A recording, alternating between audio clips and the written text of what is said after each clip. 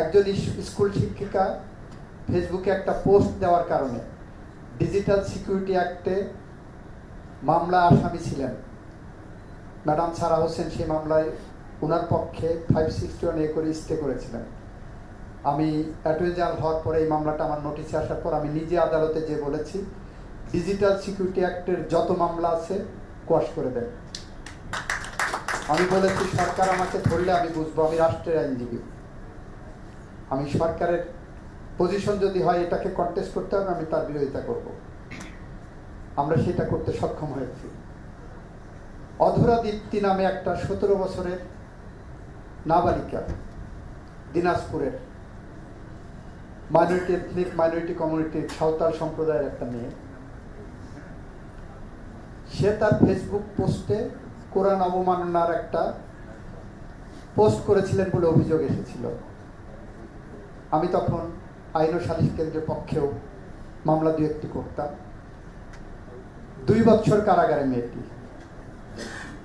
2 বছরে তাকে আমার বাংলাদেশের আদালত জামিন দেয়নি। হাইকোর্টে যে বললাম যে একটা মেয়ে 17 বছর বয়স একটা ভুল করেছে, স্বীকার করছে, যদি আমার কনভিকশন হয় ম্যাক্সিমাম কত হবে, আমি 2 বছরের উপরে কারাগারে আছে, আপনি জামিনে মুক্তি দেন, she will not repeat it। আদালত হাইকোর্ট ডিভিশন জামিন দিলেন, রাষ্ট্র চলে গেল অ্যাপেলেট ডিভিশনে। অ্যাপেলেট ডিভিশনে যখন আমি এই জামিন বহালের জন্য দাঁড়িয়েছি তখন তৎকালীন প্রধান বিচারপতি সৈয়দ মাহমুদ হোসেন উনি আমাকে চার্জ করলেন আমি কেন এই মামলায় দাঁড়াচ্ছি। তা আমি বললাম আমি দাঁড়িয়েছি এই মেয়েটার মুক্তির জন্য।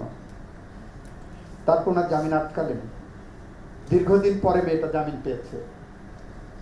এখন আমি বিশ্বাস করি না এই জামিন আটকানোর জন্য সরকারের কোন ঊর্ধ্বতন কর্তৃপক্ষের কাছ থেকে সৈয়দ মাহমুদ হোসেনের কাছে ফোন আসছে। আমি এটা বিশ্বাস করেছিলাম যে সৈয়দ মাহমুদ হোসেনের মতো চিফ জাস্টিস বিবেক প্রতিবন্ধী হয়ে দাঁড়িয়েছিলেন।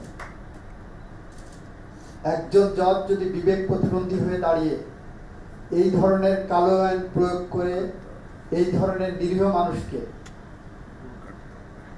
বা 17 বছরের একটা নাবালিকার 2 বছর উপর কাস্টডি, যেখানে ম্যাক্সিমাম সাজা 7 বছর, তাকে আটকায় রাখার জন্য জামিন আটকায় রাখেন আমার দেশের সুপ্রিম কোর্ট, তাহলে আপনি শুধুমাত্র আইন করে বা আইন সংশোধন করে এই অবস্থার পরিত্রাণ পাবেন বলে আমরা মনে করি না। আমরা বিশ্বাস রাখতে চাই আপনারা যারা সাংবাদিক বন্ধুরা আছেন আপনাদের ন্যারেটিভ চেঞ্জ করতে হবে।